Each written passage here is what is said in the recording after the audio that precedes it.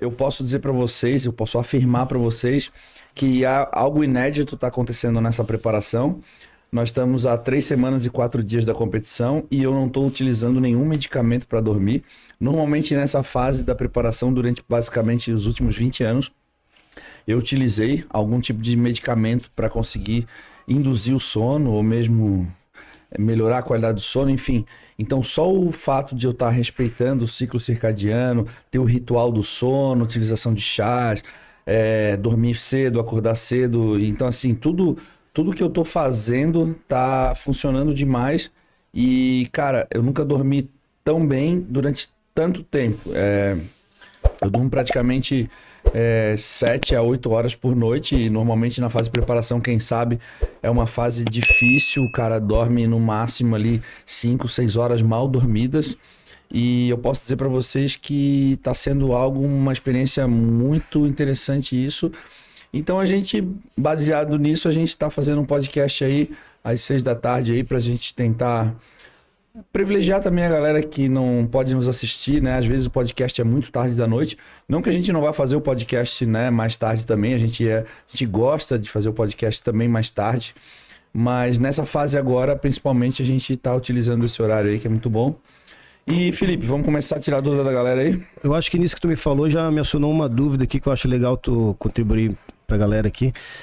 Na tua visão de atleta profissional, já pela tua experiência e pela tua convivência com outros atletas, então era normal, assim, pra ti, já faz parte da preparação não dormir? Tipo, eu tenho que tomar um medicamento também pra dormir?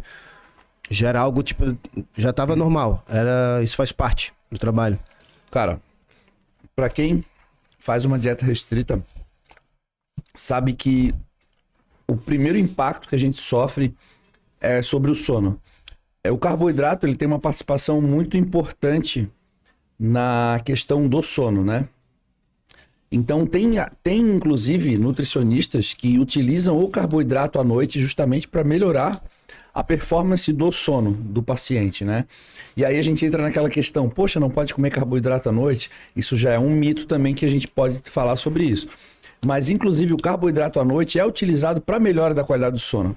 Então quando a gente faz uma dieta muito restritiva, e a gente acaba sofrendo impacto sobre o sono, né? Tanto na questão da indução do sono, quanto na qualidade do sono. E o que acontece, cara? À medida que vai avançando, a gente, em função de várias questões, até mesmo estimulantes que a gente usa para treinar e tudo mais, falta de carboidrato, ansiedade, tudo isso faz com que a gente não consiga relaxar e dormir. Então, assim, o sono é afetado e aquilo que a gente falou no podcast do Wesley, os atletas acabam dormindo menos, né? Dormindo 5, 6 horas por noite e às vezes acabam treinando pesado e acham que não sofre o impacto da performance por causa do sono. Então isso é uma das piores coisas que pode acontecer. O atleta está sendo prejudicado na sua performance, mas ele não percebe que está sendo prejudicado por conta da falta ou da má qualidade do sono, né? Então eu venho percebendo que a melhora do sono, para mim, tanto em tempo quanto em qualidade, aumentou não só a performance nos treinos, mas também no meu convívio diário. Eu estou mais tranquilo, eu tenho uma regularidade, o meu intestino funciona de maneira mais regular, eu não tenho tantas oscilações de humor. Eu falo não tenho porque a gente tem, mas comparado às outras preparações, a minha oscilação de humor é muito menor. Então, assim, eu senti o impacto da melhora da qualidade do sono em vários aspectos da minha vida, assim. E eu acho que isso tudo deve um pouco a esse... Primeiro que eu acho que é a experiência, né, Felipe? Eu venho, eu tenho 41 anos, eu fiz um comentário para ti durante um treino esses dias, falando justamente sobre isso. Se eu tivesse a mentalidade que eu tenho hoje, há 10 anos atrás, talvez as minhas preparações elas teriam sido mais leves, em vários sentidos, em vários aspectos. Eu encaro muito bem as adversidades que acontecem ao longo da vida, mas durante muito tempo eu me pressionei demais, eu não sabia lidar com ansiedade, hoje eu sei lidar com vários aspectos. Primeiro que eu sei identificar alguns sentimentos que eu vou sentindo, né? Essa questão de identificar é engraçado, porque tem pessoas que perguntam pra mim, Edu, qual é um mindset que tu precisa ter para poder passar por um processo de uma dieta restrita? Cara, na verdade, todos os sentimentos que ela vai sentir, de fome, de cansaço, de ansiedade, de desejos, de vontade de comer doce, enfim, eu sinto também. A diferença é a forma com que tu lida com esses sentimentos. Eles existem para todos. A forma com que tu lida com eles é que vai diferenciar. E aí, aí entra questões como o autoconhecimento, a experiência de anos, né? Então, é basicamente isso. Tá, mas sendo mais pontual agora, enquanto dá a tua garfada aí, como é que a galera pode melhorar a qualidade do sono? Antes que tu responda, para te dar o time aí, eu vou falar como eu melhorei, que foi, eu acho que foi o mesmo gatilho, foi colocando, né, a partir dessa frase que o Wesley nos ensinou aqui, que é o óbvio, ele precisa ser dito, né? O sono é inegociável. Eu sou um cara que sempre trabalhei na madrugada em casa, produzi os cursos e tal, adoro. Meia-noite às 4 era o favorito horário. Eu falo, não, é o meu horário mais produtivo. Sabe que não existe isso, né? Ninguém esse papo de eu sou noturno, isso não existe, né? Mas assim, isso desde a época de faculdade, eu acordava 7h30 e tal, chegava meia-noite às 4, eu falo no silêncio do escritório lá em casa, pô, aqui eu vou produzir, que top. Aí eu acordava às 9, eu durmo pouco e durmo muito bem, eu desligo e ligo muito bem. Só que o que eu aprendi com essa frase óbvia de que o sono é inegociável, e a gente aplica isso de uma forma muito simples, é colocando a hora. Eu vou dormir meia-noite, eu vou desligar tudo meia-noite, não importa o que eu tô fazendo. Isso me deu a sensação de, por exemplo, essa noite eu não fiz isso, porque eu entrei ali para editar, tava editando, fazendo um vídeo de uma aula. Eu falei, cara, hoje eu vou passar um pouquinho. E eu fui até as 2. E aí hoje eu acordei com a sensação de fracasso, que é igual a gente normal, não tu profissional.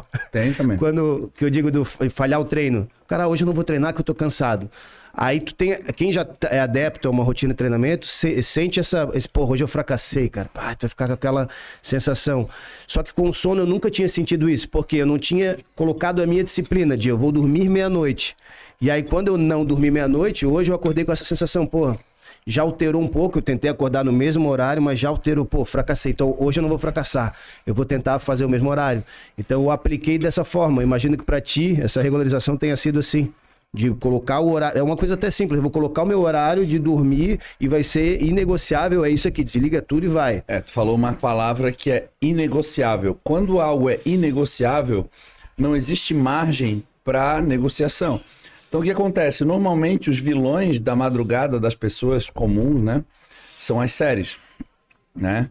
As séries, elas são feitas para justamente quando acaba uma, tu ficar com vontade de ver o próximo episódio, né? E tem pessoas que não conseguem simplesmente desligar a TV e se preparar para dormir. Ela precisa ver um pouquinho da outra, precisa terminar. E quando tu vê, tu quase amanheceu. Quem nunca ficou a madrugada inteira assistindo uma série e depois eu vejo o que eu vou fazer amanhã. É mais ou menos isso que acontece. Quando a gente fala inegociável, é simplesmente chegar no horário de dormir. Eu mesmo essa semana aluguei um filme com a Carol no Now. Alugar um filme no Now é muito coisa de tiozão, né? Aí peguei, bateu meia-noite, sei lá, 11h30 da noite, eu tinha que fazer minhas coisas e tal. Eu simplesmente pausei o filme, a gente vai assistir o resto amanhã, faltava 15 minutos para terminar o filme. 15 minutos, cara. Só que a gente tem uma programação lá em casa bastante legal, assim, a gente começou a usar uns chás de infusão, aí a gente vai nas lojas, a gente escolhe alguns ingredientes naturais, cara. E realmente existe bastante coisa, assim, sabe? É um hábito interessante, a utilização de chás, eu acho, principalmente na dieta eu gosto bastante, principalmente nessa fase, o meu paladar ele fica mais sensível, então eu consigo sentir os aromas, consigo sentir o sabor, principalmente dos vários ingredientes, a mistura dos ingredientes. Então eu adquiri esse hábito do chá, o chá me ajuda a relaxar, o chá, uma bebida quente à noite também me ajuda a relaxar e... eu diminuo as luzes, a gente já não começa a falar mais sobre assuntos tão importantes, tomadas de decisões tão importantes, a gente começa conversas mais leves, já preparando mesmo a mente para dormir, sabe? Então, a gente deita na cama num horário que a gente confortável, que a gente sabe que a gente vai dormir durante 8 horas e vai acordar a tempo de poder fazer o cardio, o café da manhã. A Manu nos ajuda muito também, porque ela dorme...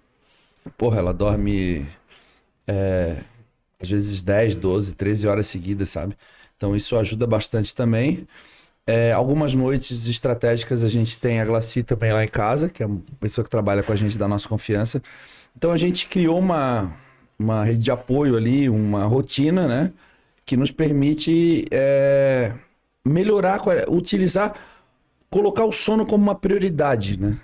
E eu percebi, cara, que colocando o sono como uma prioridade, e no nosso caso é uma necessidade por conta do nascimento da nossa filha, exigiu com que a gente tivesse mais disposto durante o dia, então a gente precisa colocar o sono como uma prioridade. Eu percebi que houve um aumento de performance e, como eu te falei, cara, um aumento na qualidade de vida durante o dia também, sabe? E aquele papo de ciclo circadiano que eu ouvia falar e parecia uma coisa tão arcaica, porque isso é um pouco baseado também na nossa história, né? De um ser humano, da luz natural e tal. E, cara, e é muito verdade. Eu fiz um podcast aqui com o nutricionista... Pô, me deu um branco agora. O meu amigo lá de Fortaleza, pô. Como é que é o nome dele, cara? Esqueci. Olha, ele vai me matar. Não, é outro. Tu esqueceu, é outro. E a gente estava conversando sobre essa questão também de como a luz artificial do celular incide sobre a nossa retina e atrapalha a produção de melatonina e tudo mais. Então, assim, cara, fugiu o nome dele. Ele vai pesquisar no canal. E realmente, cara, eu comecei a dar um pouco mais de atenção para isso. E uma das coisas... o Daniel Coimbra. Tô tentando lembrar o segundo nome dele. Eu falei Daniel Carvalho, Daniel Alves. Eu parei no Daniel Carvalho. E aí eu comecei a perceber, cara, que a maior parte dos meus amigos mais produtivos são as pessoas que realmente respeitam o ciclo do sono, sabe?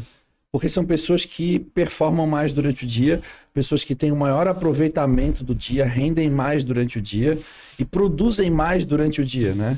Então eu comecei a me inspirar nesses meus amigos que são mais produtores durante o dia, né?